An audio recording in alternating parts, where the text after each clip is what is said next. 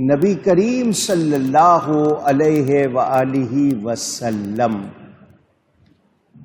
تشریف لائے اور فرمایا بعثت لأتمم مکارم الاخلاق، میں اخلاق حسنہ یعنی اچھے اخلاق کی تکمیل کے لیے آیا ہوں۔ ہم جسے انسان کہتے ہیں یہ گوشت پوست کھال کو کہتے ہیں، اس کا نام نہیں ہے۔ یہ جانوروں کے پاس بھی ہے، آنکھیں کان ناک ان کے پاس بھی ہے، ہاتھ پاؤں ان کے پاس بھی ہے۔ انسان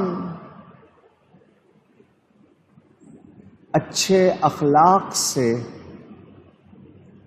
عمدہ اخلاق سے مزین ہوتا ہے۔ مزین کے معنی سجا ہوا۔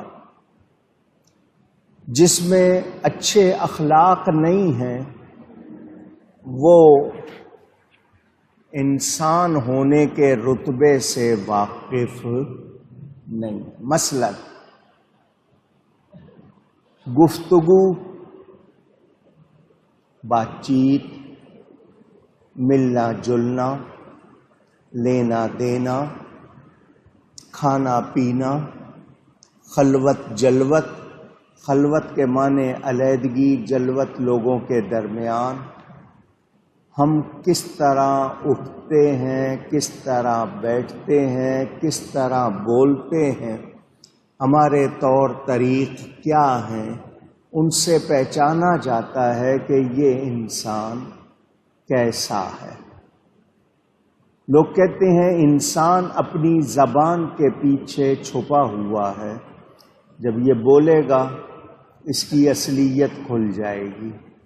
کتنا پڑھا لکھا ہے، کتنا تہذیب یافتہ ہے، کس عمدہ بات کرتا ہے، اچھے انداز میں کرتا ہے، لفظ کیسے ہیں، لہجہ کیسا ہے، یہ انسان کا پتہ دیتا ہے کہ یہ کیسا انسان ہے۔